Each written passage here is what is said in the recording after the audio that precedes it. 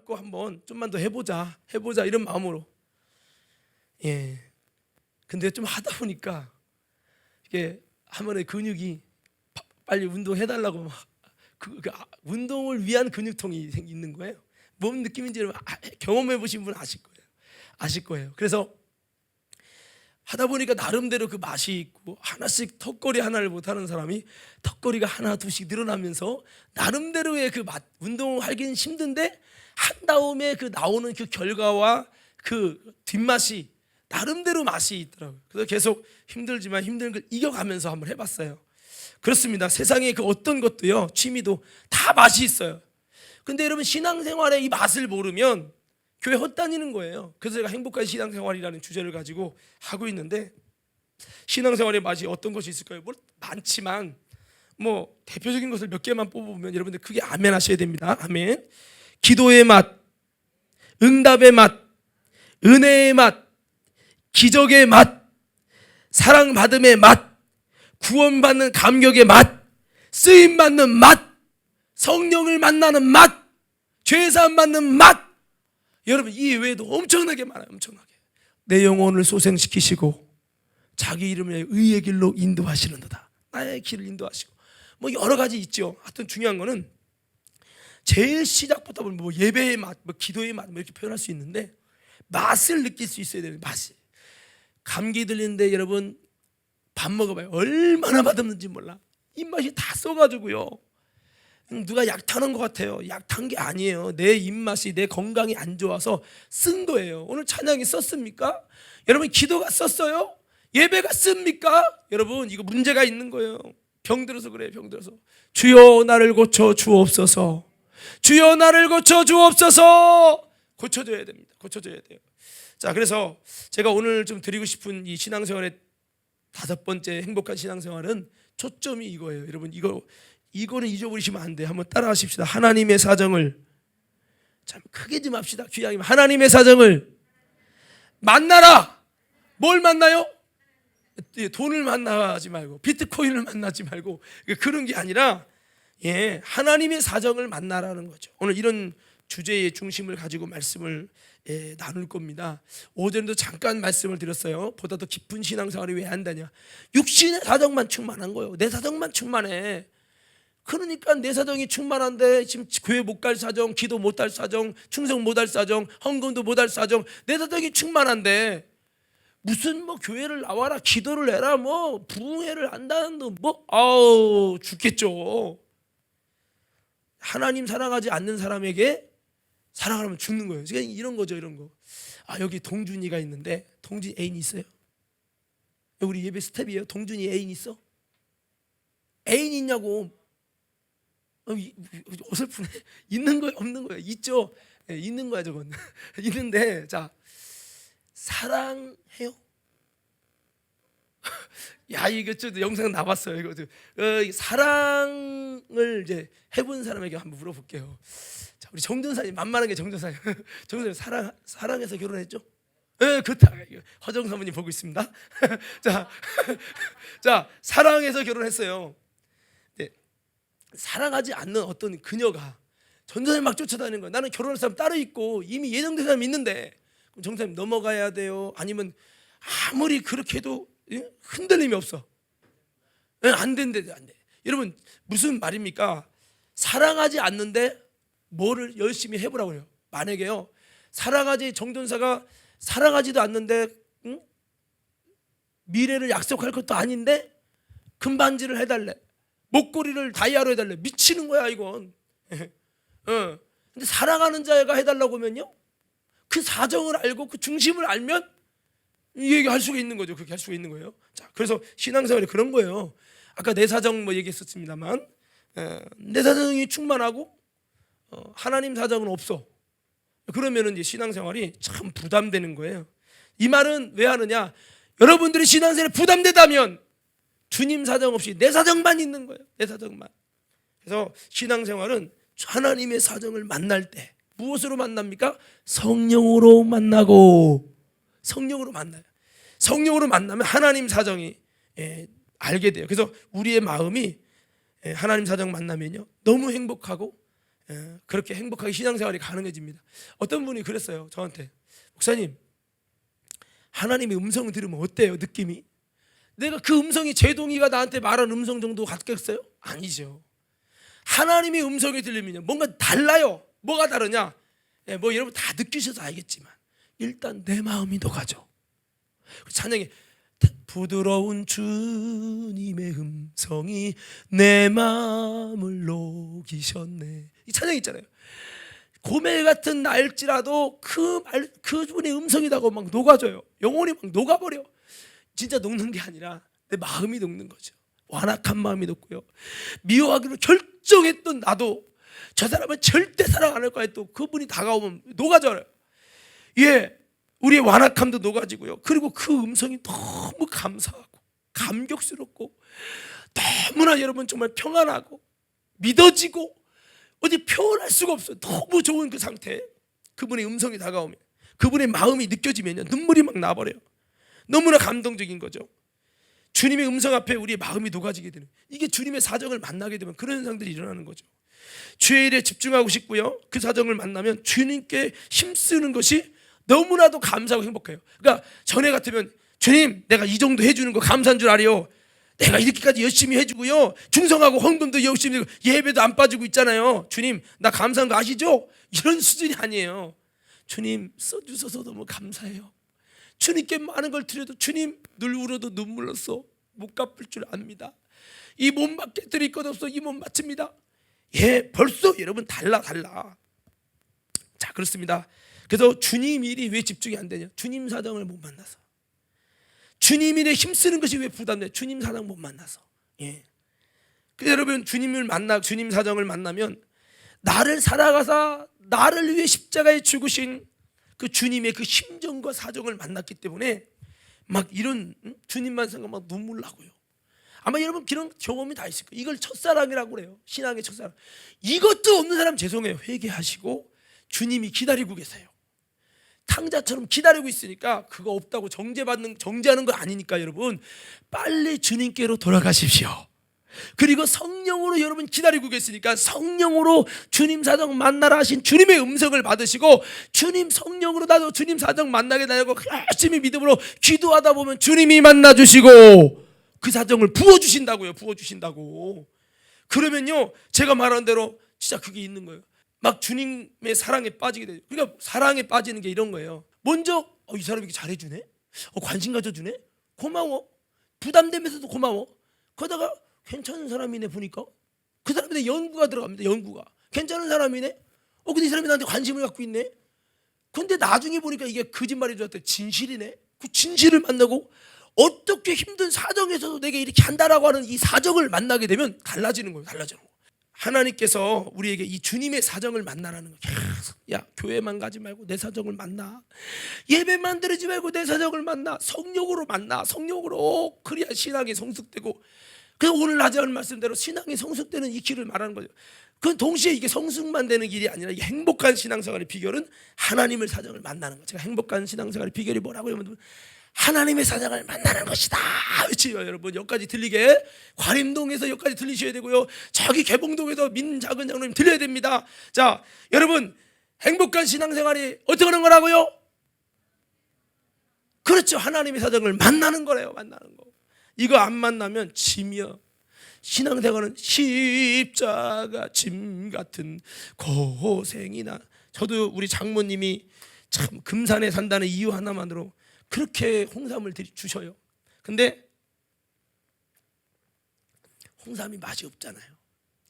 이 혓바닥이 싫어갖고 그렇게 안 먹어서 나중에 썩어서 버리기도 했어. 참 못된 짓이지만 이놈의 혓바닥에 입맛 없으면 안 먹는 거야. 그래도 먹여야 하는데 마치 이것처럼 신앙생활이, 오늘도 아마 여러분 이 영상을 보는 분들 진짜 들기 싫은데 안 들으면 목사님 뭐라고 할 것 같고 그래서 억지로 들은 분도 보약처럼 먹어두자, 그냥 먹어도 싫지만 먹어도 하고 하시는 분도 있을 거예요 분명히. 예, 근데 아마 온라인 예배가 된 이상 누가 보는 사람 있나? 목사님도 없고 장로님도 없고 이때라 예배를 제낄 때가 이때라 하시는 분도 있을 거예요. 짐이거든. 내가 그러잖아요. 사랑하지 못하는 여인끼리 만약에 지금 동준이가 애인이 만나는 애인이 아니라 솔직히 그냥 관심 있어 좀 만날 뿐이야. 사랑하지 않는데 계속 만나라고 하면 짐이죠, 짐. 예, 여러분 신앙생활에 짐 되면 안 됩니다. 짐 되면 안 돼. 근데 사랑에 빠지는 비결, 주님의 사정을 만나라. 하나님의 사정을 만나라 이 말이죠. 자, 예, 오늘 이 중심을 좀 말씀을 드릴 건데요. 자, 무엇보다 먼저 행복한 신앙생활의 본질이 오늘 본문 말씀 속에 숨겨 있어요. 그 부분을 먼저 좀 잠깐 좀 나누면서 예, 오늘 지금 하나님의 사정을 만나라는 말씀을 더 깊이 좀 이렇게 예, 이어가도록 하겠습니다. 자, 오늘 본문 말씀을 한번 보십시다. 우리 9절부터 좀 했는데 한번 9절 다 같이 한번 읽어봅시다. 시작. 기록된 바 하나님이 자기를 사랑하는 자들을 위하여 예비한 모든 것은 눈으로 보지 못하고 귀로도 듣지 못하고 사람의 마음으로도 생각하지 못하였다 함과 같으니라. 아, 하나님의 자기를 사랑하는 자들을 위해 예비한 게 있대요. 여러분 오늘 설교 듣는 모든 여러분들에게 하나님이 여러분의 사랑하는 자들에게 예비한 것이 있어요. 어머, 그런 게 있대요? 있어. 근데 이거는 뭐를 몰라? 눈으로도 귀로도 당신의 마음으로도 못 깨달아요. 그럼 이거는 어떻게 아느냐? 9절이요, 10절 시작. 오직 하나님이 성령으로 이것을 우리에게 보이셨으니. 이것이 뭐예요? 하나님이 자기를 사랑하는 자들을 위해 예비하신 모든 것, 이것을 무엇으로 우리에게 보이셨다고요? 성령으로 보이셨다는 거예요. 그래서 첫 번째 우리가 행복한 신앙생활의 비결이 뭐냐? 하나님이 자기를 사랑하는 자들을 위하여 예비하신 모든 것을 우리가 뭐로? 성령으로 알 수 있다. 성령으로, 성령으로 말미암아 여러분 하나님이 내게 예비한 것을 알 수 있는 거죠. 알 수 있는 것이죠. 예? 그러니까 성령 하나님을 통해서 우리가 하나님이 나를 위해 예비해, 창조주가 나를 위해 예비하신 것을 알게 된다는 거죠. 이건 세상으로는 도무지 알 수 없는 주님과의 소통이 일어나는 거예요. 성령 안에서. 그러니까 육신의 오감으로 알려고 하는 그 깨달음의 수준이 아닙니다. 이것이 아니라 성령이 주시는 영적인 감각으로 우리에게 하나님이 나를 위해 예비한 것을 알게 되는 거예요. 어머, 내가 이런 하나님이 나를 향한 이런 예비함이 있었네. 와, 이런 것들을 느끼게 되고 발견하면요, 주님의 사랑 앞에 막 감격의 눈물을 흘리는 거예요. 감격에. 오늘 그런 은혜가 저와 여러분들에게 성령으로 있기를 주 여러분으로 축원합니다. 그래서 여러분 주님이 나를 향한 주님의 비전, 사람들이 비전이 뭐지? 주님이 나를 위해 뭘 예비하셨지? 그 비전이에요. 비전. 꿈은 내가 하고 싶은 게 꿈이고 그건 비전이란 말, 비전. 근데 이 비전을 어떻게 만나요? 하나님의 성령을 통해 우리를 위해 자기를 사랑하는 자들에게 예비하신 모든 것을 알게 하신다는 거예요. 그래서 우리가 행복한 신앙생활은요, 성령으로 이것을 알게 되어질 때 그 비전이 보여지고 알아지는 거예요. 와, 이렇게 되는 거죠. 이게 정말 감사한 거죠. 성경에 보니까 아브라함도요, 하나님이 그를 위해 예비한 것을 알려줘요. 하나님께서 나타나셔서 아브라함아, 너는 본토지저 아비 집을 떠나 내가 네게 지시할 곳으로 가라. 그러면서 내가 너를 복의 근원 삼겠다. 이 열국의 아비를 삼겠다. 예? 그러면서 내 후손을 바다의 모래같이 하겠다. 하나님이 그를 위해 예비한 것을 막 말씀하세요. 그런데 구약 성경에 봤을 때는 이런 사람들은요, 정말 하나님의 성령이 임할 만한 아름다운 믿음일 때 주님이 그러셨는데, 여러분 신약에서는 바로 하나님의 성령으로 이것을 우리가 알도록 해주신다 이 말이죠. 생각해 보세요. 아브라함에게 여러분의 인생에 하나님 나타나서 탁점선 찬양단 단장을 맡은 탁점선 집사야, 내가 너를 위해 이런 걸 예비했다. 이것을 반드시 이루게 하리라. 그러고 주님 음성 듣는 것도 감격적인데, 괴로운 인생길 홀로 가는데 주의 음성이 나와 함께 한다고 다가오는 것도 감격적인데, 이런 죄인된 내게 주의 음성을, 다른 것도 없는 내게 주의 음성을 주시는 것도 감사한데, 나를 위해 하나님의 예비한 그 스케일과 예비한 것을 들으면 아주 통곡이 일어나죠. 통곡이. 얼마나 그러고 감사하고 죄송하면서도 기쁘겠어요. 아브라함이 그런 거죠. 그러면서 그에게 크고 비밀한 일들을 알게 하십니다. 얼마나 행복할까요? 가슴 벅차는 거죠. 요셉에게도요, 어렸는데도 요셉에게 하나님이 그 가정을 향해서 그 형제들이 그렇게 너를 미워하는데, 그 형제들, 아니 심지어 부모님까지 너에게 절할 것이다. 11몇 단이 네게 절하고 11별이 네게 절할 것이다. 막 이렇게 하나님께서 그를 향해 예비하심을 보여주는 거예요. 진짜 애굽의 총리가 되면서 모든 여러분 부모님까지도 그에게 절을 하게 되는 진짜 그 비전이 이루어졌잖아요. 이렇게 알게 하시는 거예요. 구약 성경에는 성령을 받았다는 기록은 없어요. 그렇지만 성령을 받기까지 참 아름다운 믿음으로 나아가는 그들에게 이게 보여주시는 거죠.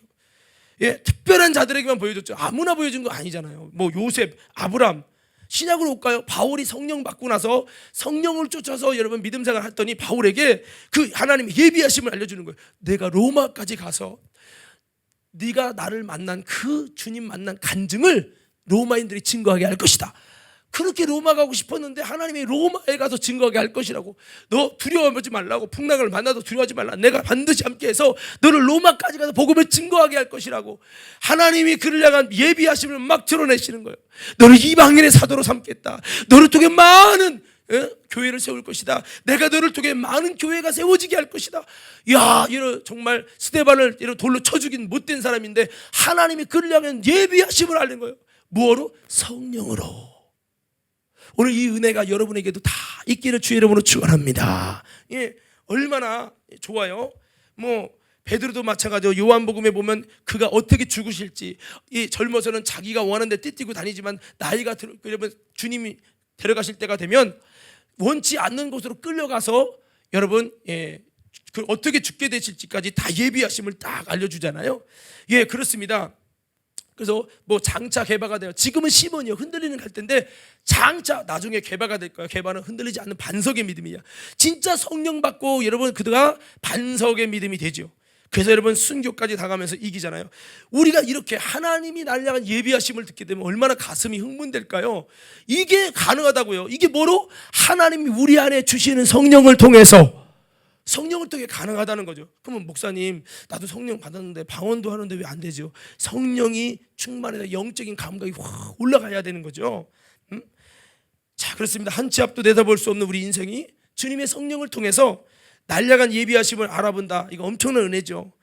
성령으로 알 수 있지만 우리가 영의 눈이 가려져서 영적인 감각이 많이 둔해지고 죄짓고 자꾸 세속적으로 내 마음대로 살다 보면 이 어두워져 갖고 성령 충만하지 못하면 성령은 받았지만 이것을 몰라요. 날 향한 예비하심을 모른다고요.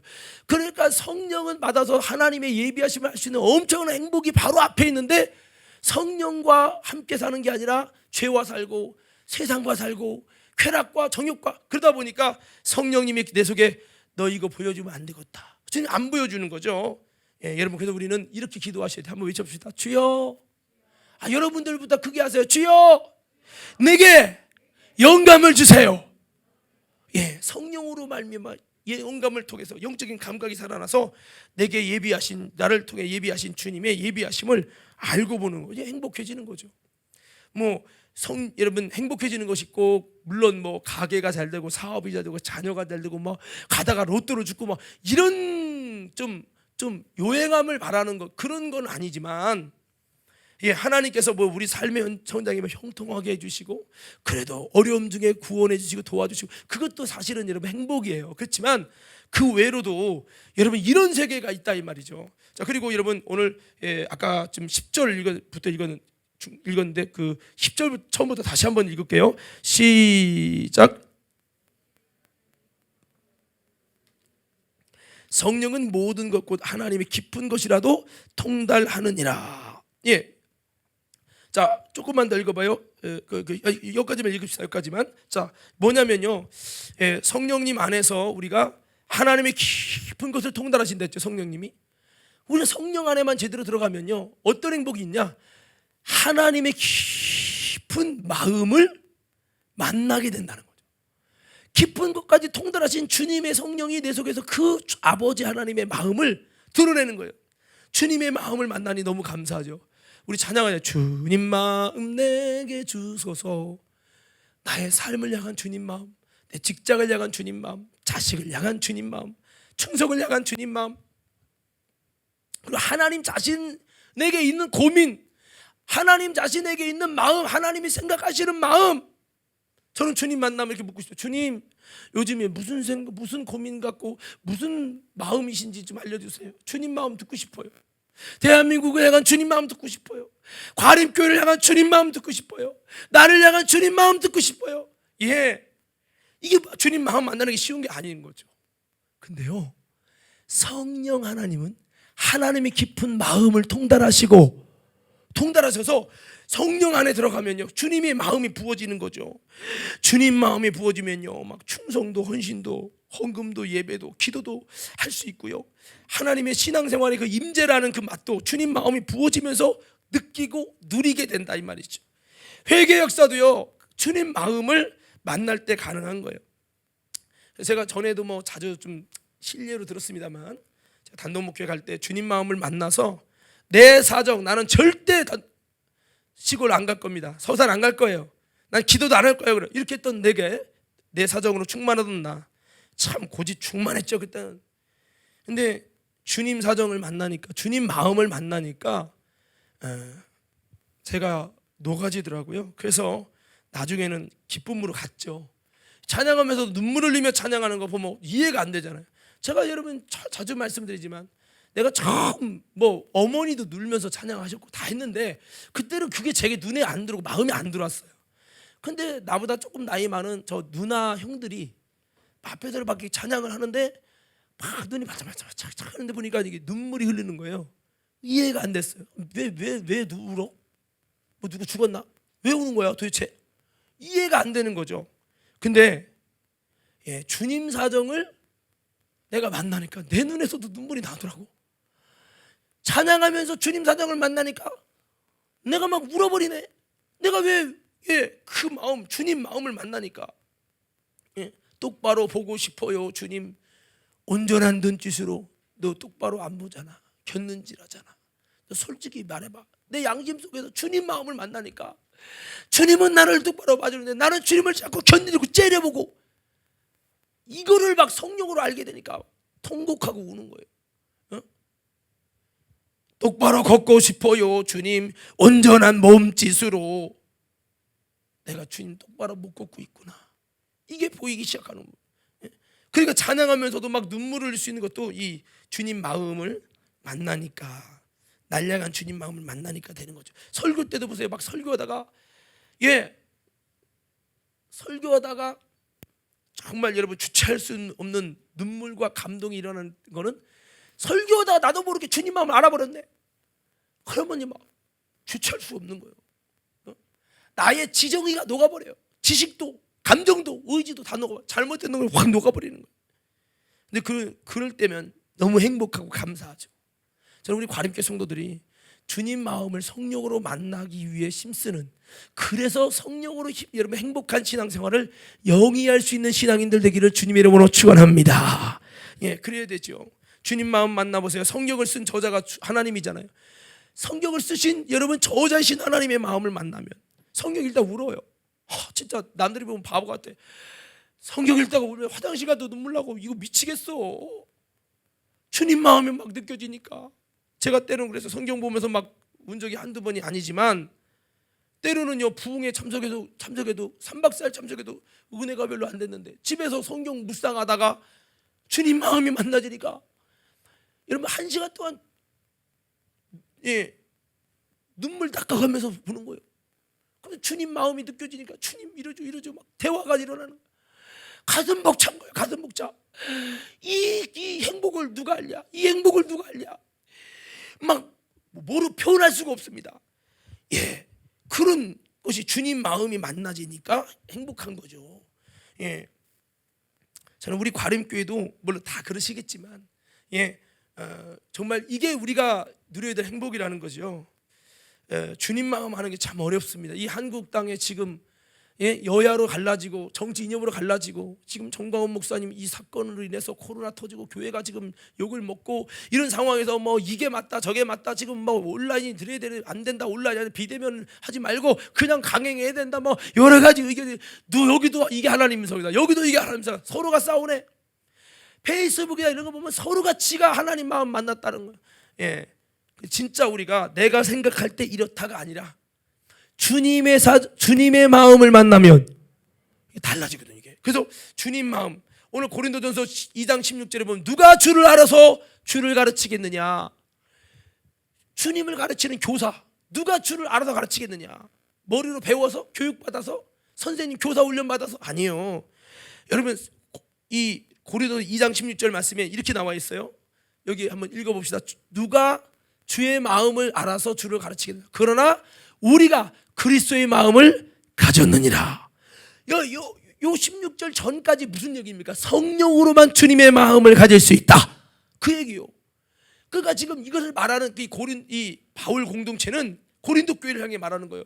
너희들 주님 마음 안다고 떠들지 마. 머리로 아는 거, 그 마음은 인간의 머리로 깨달음으로 알아지는 게 아니야.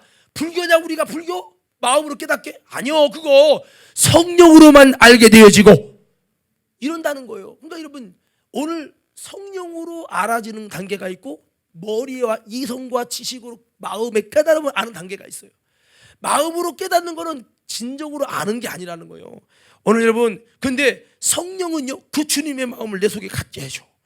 주님의 마음을 알고 갖게 한다니까.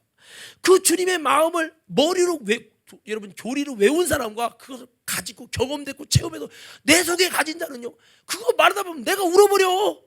예? 보세요. 우리 아버지가 돌아가셨지만 우리 아버지가 돌아가실 때 만약에 제가 목격은 좀 못했지만 오토바이를 피하다가 돌아가신 걸 스님이 본 거죠. 예, 그런데 그 스님이, 우리는 목사님이고 가긴 스님이니까 또 그 오토바이 운전수가 스님이 관리하는, 영혼 관리하는 그 여러분 그 절의 신도래요. 그러니까 그 얘기를 못 하는 거예요. 그 얘기만 해줘서 보상을 더 많이 받을 수 있고 여러분 억울함을 면할 텐데 본 사람이 없어가지고 결국에는 아무것도 보상을 못 받고 끝났어요. 아버지 그냥 돌아가시고 경찰에는 뭐 졸음운전한 거로 다 쓰고 말았어요. 나중에 여러분 1년인가 지나는 거, 그거를 이제 얘기해 준 거예요.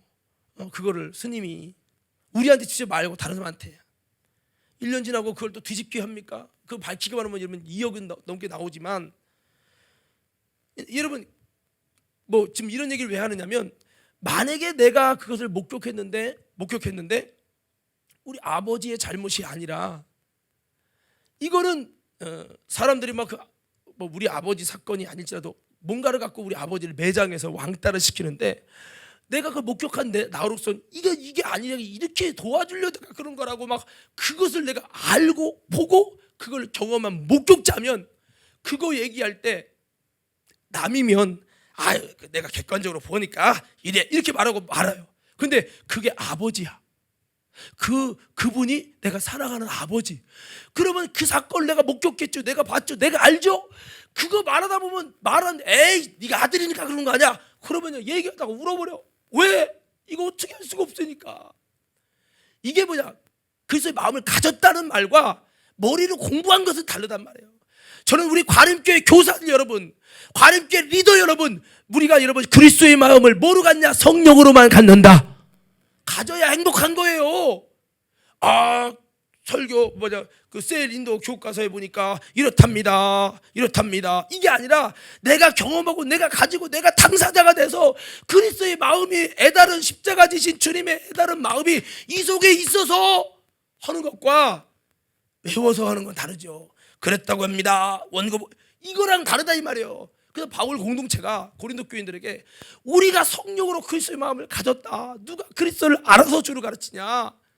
예? 성령으로 가졌다. 성령으로 주님 마음을 가지면 얼마나 행복할까요? 오늘 성도 여러분, 뭐 우리가 행복할 수 있는 일이 많겠지만, 성령님은 주님의 마음을 만나게 한다 이 말이죠. 오늘 주님의 마음을 만나는 주님 가슴을 가진 우리 행복한 신앙인들 모두 되기를 주님의 이름으로 축복합니다. 교회 나오면서 행복한 게 주님 마음을 가진 거예요. 주님 마음 내게 주소서. 할렐루야. 자, 세 번째는 뭐냐? 자, 11절 한번 읽겠습니다. 11절 시작.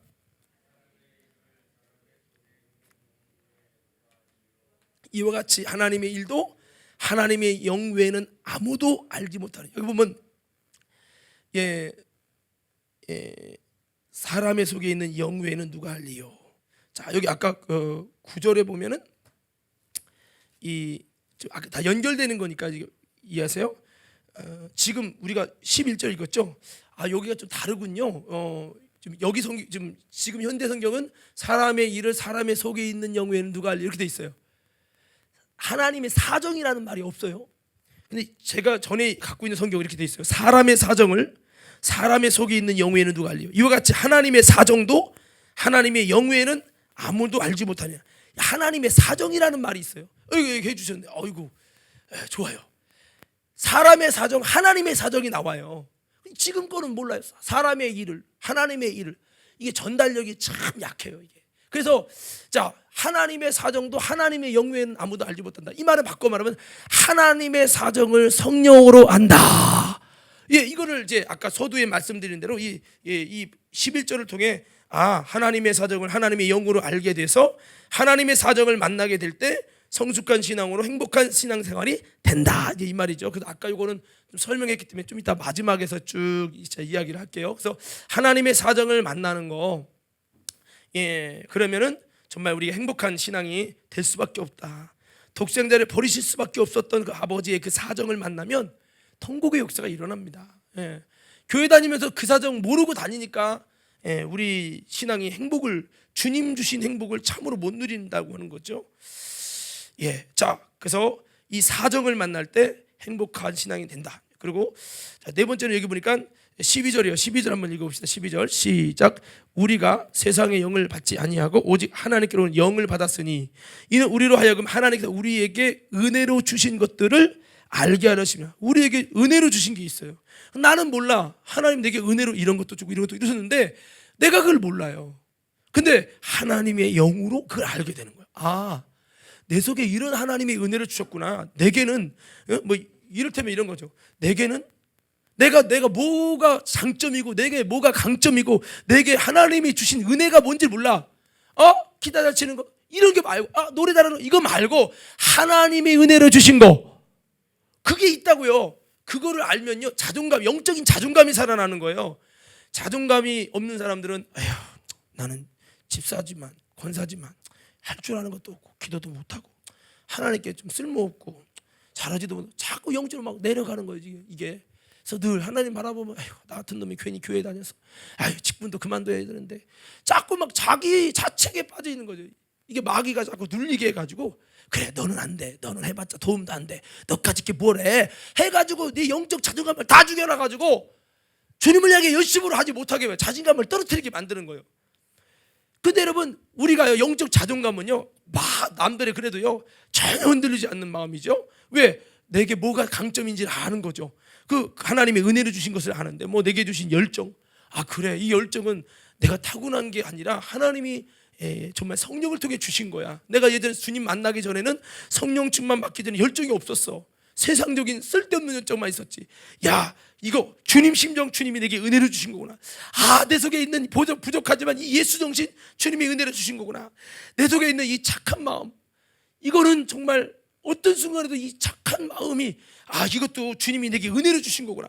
내 속에 있는 긍휼, 이거 주님이 은혜를 주신 거구나. 무너진 것을 다시 세우는 그런 이런 어떤 모습. 그래요. 남들은 힘들면 다 떠나는데 나는 그곳에 귀엽고 들어가서 거기서 무너진 것을 다시 세워야 직성이 풀린. 이게 바로 하나님 내게 주신 은혜구나. 은혜. 할렐루야. 이런 뭔가 내게 주신 은혜를 성령으로 우리가 알 수 있지 그냥 몰라요. 저에게도 이제 성령의 지혜와 지식을, 물론 정말 더 훌륭한 분이 많지만 성경 말씀을 향한 성령의 지혜와 지식을 주셨어요. 내가 이걸 부인할 수 없는 게 있어요. 하면 할수록 내가 느껴요. 성령으로 이런 부분들이 있단 말이에요.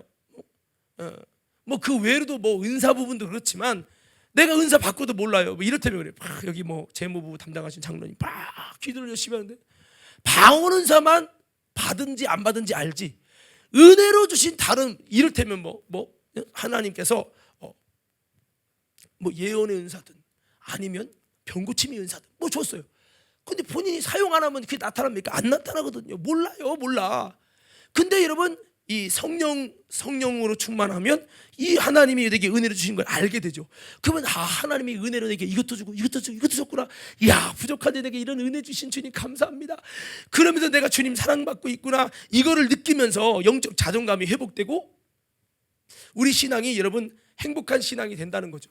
그래서 행복한 신앙은 그런 거예요. 하나님께 뭔가 사랑받고 하나님의 은혜를 입고 하나님의 관심을 받는다고 느껴질 때 영적 행복감이 느껴지거든요. 근데 이것이 그냥은 몰라요. 성령, 세상에 온 영으로는 몰라요. 하나님의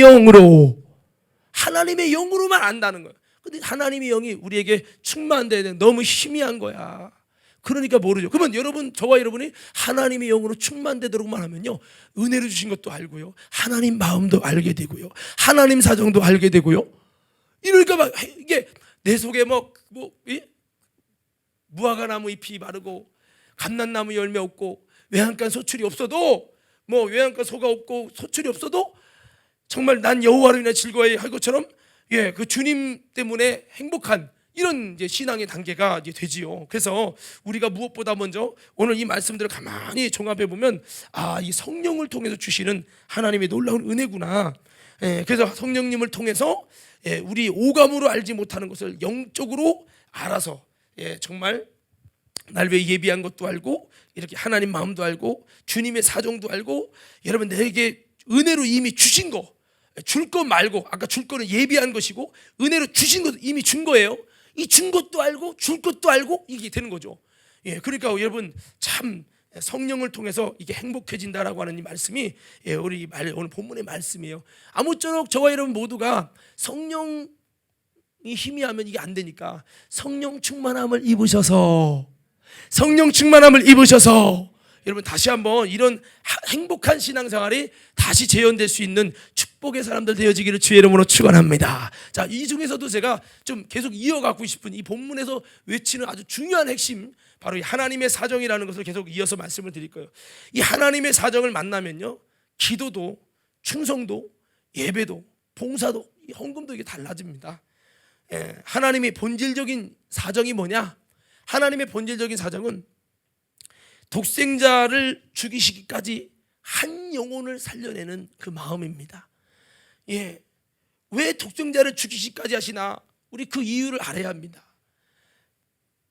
예수를 죽이지 않고는, 하나밖에 없는 독생자를 죽이지 않고는 이 안 되는 인간을 도저히 구원할 수 없는 거예요. 생각을 해보세요.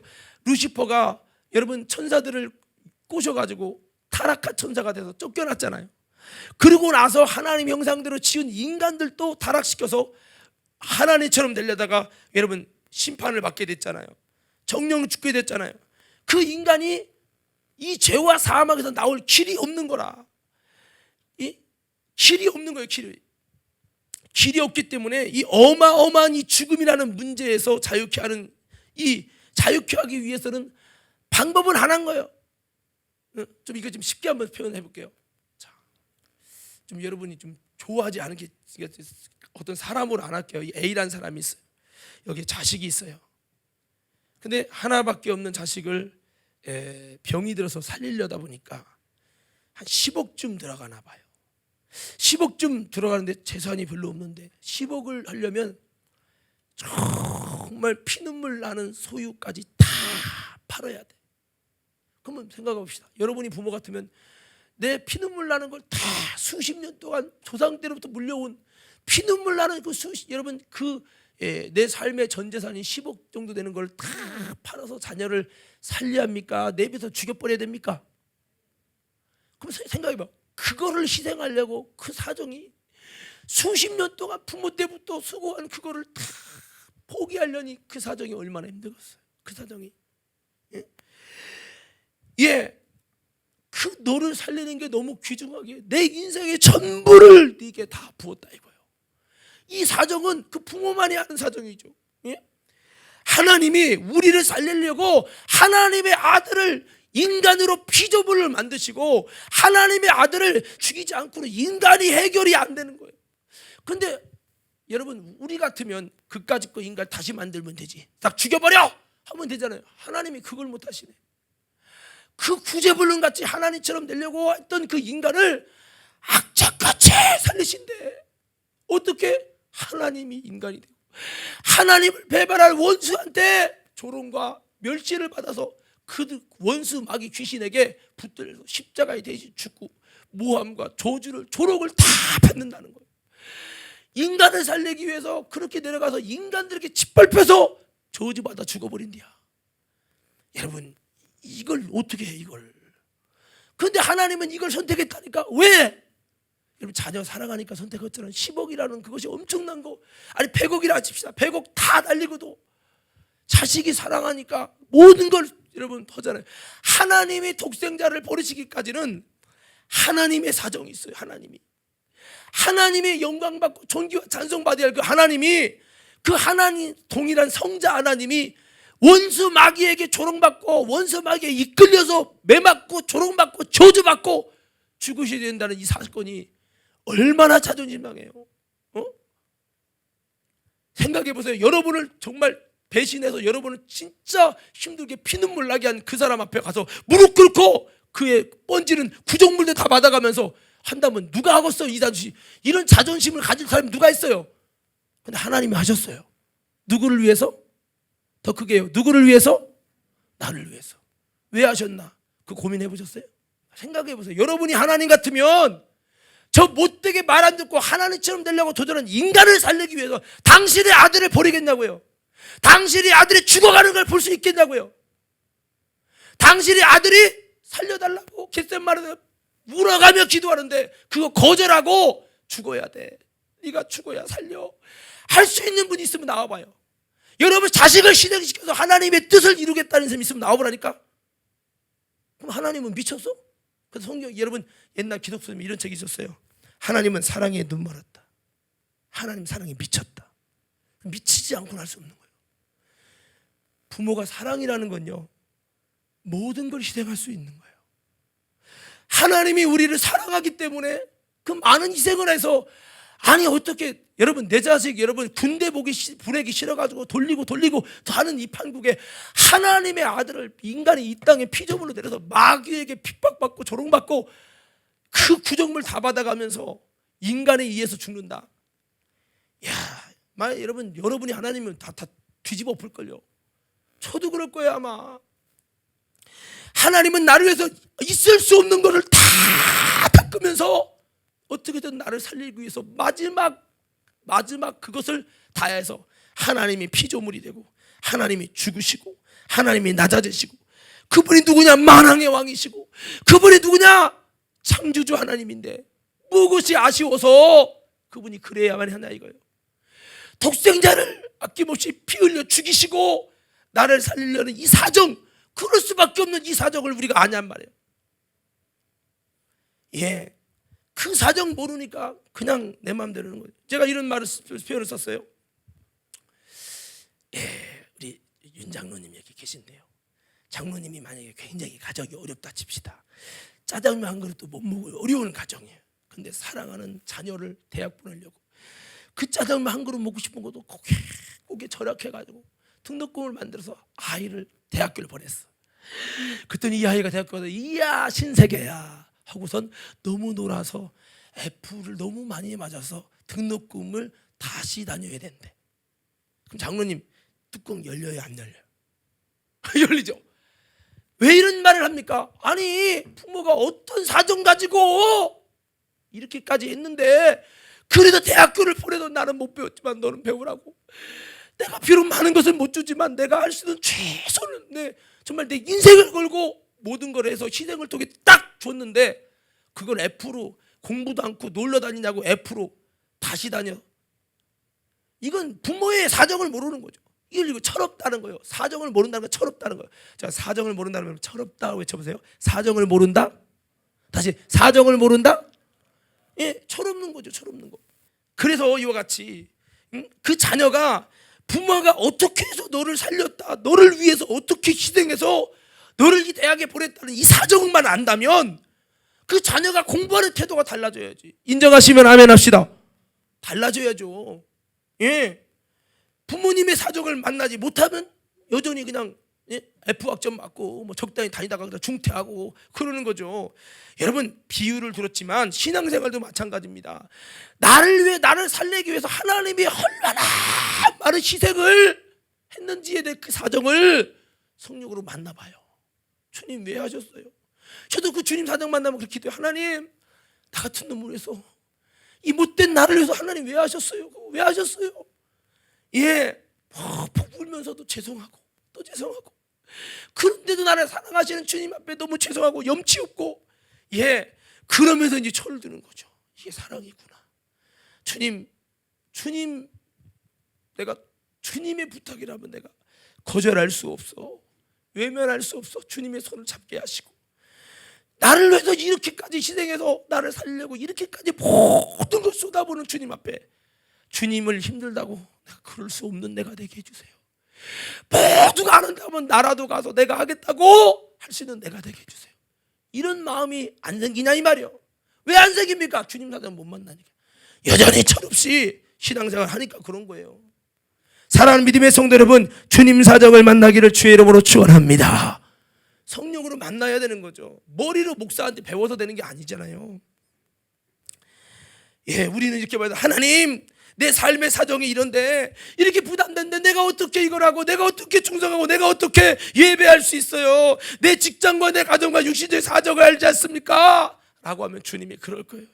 아들아, 내가 널 살리려고 얼마나 수고했는데 네가 내게 너를 구원 얻게 하려고 희생한 이 엄청난 희생과 분량을 이해하지 않고 네 영혼 그렇게 방관하니? 너 이러다 지옥 가면 어떡하려고? 너 그러고 그러면 내가 너를 왜 피 쏟은 게 뭐가 되니? 주님은 내 사정 좀 알아달라고. 야, 내가 너를 위해 어떻게 했는데, 어떻게 너를 살렸는데 네가 그럴 수 있냐? 내가 부탁하는데 네가 어떻게 그럴 수 있어? 하나님, 어떻게 하나님이 그럴 수 있어요? 내 사정도 볼보지 않고 내가 이렇게 힘들어하는데. 이게 안 맞는 거야. 이게 안 맞아. 너는 어떻게 그럴 수 있냐? 내가 너를 위해서 이렇게 했는데 아들을 죽였고 너 그만하니? 너 나를 위해 아들 죽일 수 있어? 너 못하잖아. 내가 너를 위해 얼마나 많이 부었니? 내가 너를 위해 얼마나 많은 것을 실행했니? 내가 너를 위해 얼마나 많은 것이 낮아졌니? 나 하나님 명예고 뭐고 다 내려놓고 너 살리려고 그렇게 했어. 근데 그 예배 드린 게 그렇게 싫어? 그 헌신이 그렇게 어려워? 그 건축원금이 그렇게 어렵고 너 그거 너무한 거 아니냐? 지금은 주님이 참아요. 그러나 주님의 긍휼없는 심판 때문에 딱 설 때 주님의 사정을 방관한 죄가 어떻게 작용될 것이냐? 사랑하는 성도 여러분, 우리요 정말 주님의 그 사정을 알고 움직이는 신앙, 그 철을 들은 신앙이고 그 신앙이 하나님의 사랑을 느끼고 여러분 그 하나님의 사정을 알고 신앙생활하는 신앙이 행복한 신앙생활이 되고 이게 된다는 거예요. 교회 다녀도 주님 사정은 고려하는 공동체 생활하면 이 공동체가 지금 어떻게 가고 있다 이 사정을 알면 본인도 그래요. 가정이 참 어렵게 지금 카드 빚에 막 힘든데도 부모님 막 노가다를 뛰고 그 사정을 알면 저 괜찮아요. 아버지 짜장면 안 먹어도 괜찮아요. 저요 일할 수 있어요. 얼마나 감사해 그 아들이. 이런 사랑 속에가 돼야 되는데 아들은 부모 재산 다 날리고 앉았고 부모는 여러분 정말 어렵게 하고 있고 이게 아닌 것처럼 신앙생활 속에 하나님의 이 사정 날 위해 피 쏟으신 이 사정을 우리는 만나야 신앙이 변화되어지고 성숙하게 되는 겁니다. 여러분 니고데모 아시죠? 요한복음 3장에 보면 예수님께 밤에 나타나가지고 왜 밤에 오느냐? 그가요 바리새인이거든요. 그가 유대인 중에서 잘 나가거든요. 근데 여러분 낮에 나오면 유대인들이 예수님을 싫어하고 바리새인 싫어하거든요. 그러니까 욕먹을까 봐 그거 싫어갖고 예수님께 오는데 언제 왔냐? 밤에 왔어요. 그래서 예수님께 와서 예수님 당신은 진짜 하나님의 에게서 오신 분 같습니다.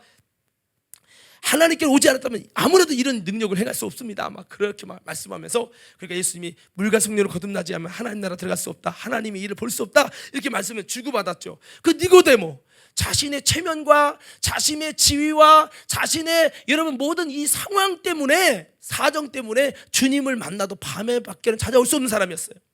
근데 이런 니고데모가요 어떻게 됩니까? 예수님 십자가에 죽으실 때 다 제자를 떠나갑니다. 그때 이 니고데모 이 요셉, 부자 요셉이랑 예수님 십자가 곁에 있었어요. 십자가 집에서 너무 힘들어 쓰러지는 예수님을 보셨고 그 예수님이 십자가에서 그들을 저주하지 않고 저들은 자기들의 죄를 알지 못한다고 그들을 구원하기 위해 힘쓰는 걸 보셨고 십자가 옆에 있는 강도를 구원하는 모습을 보셨고 그 예수님이 십자가에 죽으시는 그 사정을 보면서 바로 하나님이 그를 향한 사정, 예수님의 영적인 사정을 알게 된 거예요. 십자가 죽어가시는 예수님을 통해서 예수님의 진짜 영적인 예수님이 어떤 분이고 이분의 죽으심이 하나님 보실 때 어떤 사정인지를 그거 다 만나게 되면서 주님의 사정을 만나니까 이분이 하나님의 아들이신데 이렇게 우리를 위해서 죽으시는 것이라고 하는 이 사정을 만나니까요 니고데모랑 요셉이 완전 뒤집어져 버렸어요. 뒤집어져 가지고요 이제는 욕먹는 거 심지어 부자 요셉은 뭡니까? 사내들인 공회 의원입니다. 이스라엘의 최고의 법적 기관 중에 한 멤버인데 그 지위를 놓치기 쉽지 않아서 예수님을 좋아하지만 함부로 가까이 가지 않았는데 그 주님의 십자가 속에서 예수님이 뭐 때문에 이렇게 고생하고 죽으시는지 하나님의 사정을 만나버리니까 그들이 완전히 바뀌어가지고 빌라도에 가서 그 권세를 가지고 가서 시체를 달라. 시체 달라고 해서 자기 한 번도 써보지 않은 무덤에다가 탁 장사하고 니고데모도 많은 여러분 장사의 용품을 가져와가지고 예수님을 싹 장사하고 그것 때문에요 그들이 얼마나 많은 핍박을 받고 아까 찬양했죠. 어떠한 시련이 와도 어떠한 유혹 속에도 신실하신 하나님 붙들고 나가겠다 이렇게 찬양했지만 이 요셉이나 니고데모가 예수님을 이 사정을 만나서 예수님을 위한 장례 치른 거 이거 하나 때문에요 평생토록 그들은요 유대인의 왕따 바리새인 잘리고 사내들은 공회 의원 잘리고 유대인들한테 평생 욕을 먹어가면서 진짜 사람 같지 않게 살았다는 거예요. 구전에 의하면. 그런데도 그걸 알면서 왜 그들이 그렇게 했습니까? 그들이 여러분 예수님이 십자가에 돌아가시는 모습을 통해서 야 이분이 왜 이렇게 죽나 남들은 하나님 앞에 잘못해서 그런다 했는데 그게 아니라 우리를 구원하기 위해서 그러신다는 이 하나님의 사정을 만나니까 완전히 바뀐 거예요. 완전히. 그래서 주님을 위해서 그들이 목숨 걸고 주를 위해서 희생합니다. 오늘 여러분 이런 일이 왜 일어납니까? 주님의 사정을 만나니까 자신의 개인적인 사정이 무너지는 거예요. 이것이 뭡니까? 은혜요. 복음의 능력이요. 내가 변하고 주님의 사정 앞에 통곡이 일어나요. 주님의 사정 앞에 내 육신의 이기적인 사정이 무너진다니까. 여러분 우리가 몰라서 신앙생활을 못합니까? 머리로는 알아요. 근데 그분의 사정을 만나지 않는 한 내 육신의 사정이 안 녹습니다. 절대 안 녹아요. 구레네 시몬 아시죠? 예수님이 누가 십자가 맨날 처형하는 거 맨날 하는 건데 왜 이렇게 사람이 모여 있어? 보다 보니까 예수라는 분이 죽는데요. 예수 누구지? 그러다가 너 갈릴리 사람 너 일로 와. 그러면서 이 시몬을 대신 십자가 지내. 생각해 보세요. 이렇게 6월절을 지내러 옷을 잘 이렇게 왔는데 피 흘린 채찍마다 피 투성인 사람 옆에도 있으면 어떻게 될까요? 옷이 다 피 묻을 거 아니에요. 이스라엘의 여러분 그 문화는요 피가 묻으면 이건 부정한 거고 죽은 시체는 절대 안 만지고 부정탄다고. 여러분 그런데 그 십자가를 져야 되네. 십자가 좀 무겁습니까? 이 정도만한 십자가가 아니에요. 통나무 굵게 이렇고 그거 들고 가는 것도 정상인도요 조금만 걸어가도 삘삘 흘려요. 근데 예수님이 지금 채찍에 몸이 너덜너덜 됐는데 어떻게 했어요? 그래도 여러분 시몬을 시켰습니다. 왜 하필이면 나냐고. 진짜 왜 하필이면 다른 사람 사투리는 나냐고. 막 얼굴에 불만이 가득 찼죠. 재수 더럽게 없네. 그랬겠죠. 보니까 에이 진짜 에이 그러고 이제 지고 가는 겁니다. 지고 가면서 막 이 사람이 막 이러니까 좀 잘 좀 잡으셔 좀. 에이 진짜 그러고 갑니다. 근데 옆에서 죽어가는 숨결이 좀만 참으요. 내가 좀 할 테니까 좀 다 왔어 좀만 참어. 그러면서 갑니다. 다 와서 이제 그분이 죽어갑니다. 못 박힙니다. 뭔 죄를 줬길래 저렇게 또 다 버리고 말이에요 참. 근데 보니까 어떤 사람은 메시아라고 울고 있고 이분이 이적했다는 그분이구먼. 이분이 진짜 잘못 없는겨? 이제 예수가 누군지에도 이제 옆에도 있었기 때문에 그 예수님의 사정에 관심이 없었어요.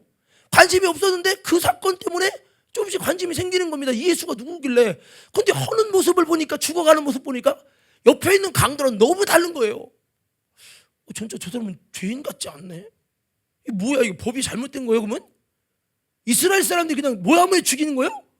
이건 아니지. 근데 이제 마음이 열리기 시작합니다. 예수가 도대체 누구예요? 여보세요. 예수가 도대체 누구를 그래? 그 물이 걷고 오병이어 기저고 죽은 자 살리고 그런 분이 그래요? 근데 왜 이렇게 모함해서 죽습니까? 그렇게 바리새인들이 이렇게 모함해서 십자가에 못 박아 죽이려고 유대인의 신앙과 반대된다고 그렇게 했습니다. 성전을 사흘 만에 한다고 해서 다 헐고 다시 세운다고 해서 그렇게. 그게 뭐가 죽일 죄래요? 그러게 나도 모르겠어요. 근데 만약 이분이 진짜 하나님의 아들이면 우리가 기다린 메시아는 어떻게 되는 거지 이게? 이러면서 이제 도대체 누구냐? 관심 갖고 알아봅니다. 내가 정말 옆에서 땀을 흘린 이 피 묻은 게 재수 없는 게 아니라 이분이 진짜 하나님의 아들이라면 내가 한 일이 얼마나 큰 일이야? 이제 알아봅니다. 알아보다 보니까 이분이 하나님의 아들이에요. 이분이 나를 구원하기 위해 피 쏟은, 나를 위해 쏟은 피네. 하나님의 사정을 만나버리고 부활하신 주님을 만나버리고 주님 사정 만나 통곡을 하는, 주님 내가 그럴 줄 알았어. 내가 그럴 줄 알았으면 좀 잘 좀 짓고 하고서 얼마 불평만 했는데 내가 하나님 이 사정을 만나면요 이게 바뀐다니까. 여러분 제가 이런 말하면서 눈물 나는 이유가 뭔지 아십니까? 하나님 사정 안 만나본 사람 눈물 안 나요. 여러분 구레네 시몬이 여기서 깨지고요 그 가족이 전체가 구원받고, 사도 바울이 루포의 어머니는 내 어머니다. 이 루포가 이 구레네 시몬의 아들이거든요. 초대교회에 엄청난 영적인 두 알렉산드로와 그 루포, 이분의 어머니 즉 구레네 시몬의 아내는 예수도 몰랐어요. 예자도 몰랐어요. 구레네 시몬 때문에 알았어요. 구레네 시몬이 예수에 대한 관심을 갖기 시작하면서 아 이분이 누구냐, 하나님의 사정을 만나버리니까 완전히 통곡이 일어나는 거죠. 이 가족 전체가 다 뒤집어집니다. 그러면서 이 구레네 시몬의 가정이 바울이 루포의 어머니는 내 어머니야, 영적인 내 어머니라는 거, 바울의 영적 어머니가 여러분 이 구레네 시몬의 아내가 될 만큼 이 정도가 돼버리는 거예요. 무엇이 그를 바꿨어요? 하나님의 사정을 만나니까 바꾸는 거예요. 교회 오래 다녀도 왜 안 되느냐? 그 사정을 못 만나는 거예요. 수십 년 믿으면 뭐예요? 하나님은 자신의 사정을 말하고 싶은데 아니 하나님 좀 조용히 좀 하셔, 좀 적당히 하시면 되죠. 좀 요점만 얘기하세요. 우리가 모릅니까? 우리 애입니까? 그런다면 만약 주님이 오셔서 그런다면 주님이 어떻겠어요? 만약 여러분 이게 여러분 일이라고 생각합시다. 여러분의 아들이 죽었어요. 여러분의 아들이 이게서 이렇다 얘기하는데 누군가 아예 그렇게 요점만 말하라고요. 아주 그만 좀 하셔. 군중들이 그럽니다. 얼마나 속 터지겠어요. 우리가요 주님 일에 좀 집중할 수 있는, 주님 사정을 만날 수 있는 아름다운 그릇 되기를 주님의 이름으로 축원합니다. 이거 돼야 됩니다. 예수님의 삼중고라고 들어보셨죠? 육신적인 고난, 그 채찍에 살점이 떨어져 나가는 고난을 당하는 거예요. 정신적 고난, 제자들까지 다 떠나고 배신했어요. 배신 당해보셨습니까? 여러분 이유 없이 배신 당해봤어요? 정말 여러분 이 정신적 고난 말할 수 없죠. 거기다 영적인 고난은 하나님이 떠나보는 거예요. 엘리 엘리 레마 사박다니, 나의 하나님 나의 어찌하여 나를 버리셨나이까. 하나님도 아무것도 손대지 않아. 정말 비참하게 조롱받고 다 죽어도 하나님 내비두는 거예요. 하나님이 떠나버린 자리 같이 느껴지는 거예요. 그게 십자가예요. 영적인 고난이죠. 이 삼중고를 다 겪으면서 주님이 참아냅니다. 마귀는 말합니다. 네가 만약 하나님의 아들이면 십자가에 내려와 봐라.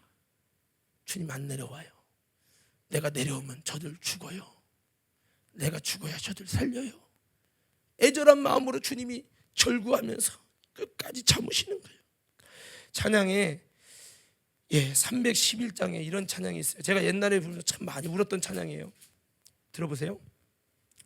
내 너를 위하여 몸버려 피 흘려 내 죄를 속하여 살 길을 주었다.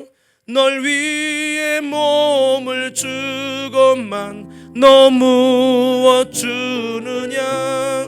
널 위해 몸을 주건만 너 무엇 주느냐. 여기 2절에 보면 내 몸을 희생했건만 너 무엇 하느냐. 3절 내 죄를 대속했건만 너 무엇 하느냐. 4절 이것이 귀중하건만 너 무엇 주느냐.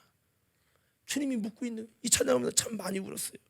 성도 여러분, 신앙생활은 주님의 사정을 만납시다. 아멘 머리로 외우는 게 아니라 이 사정을 정말 우리가 만나가는 겁니다.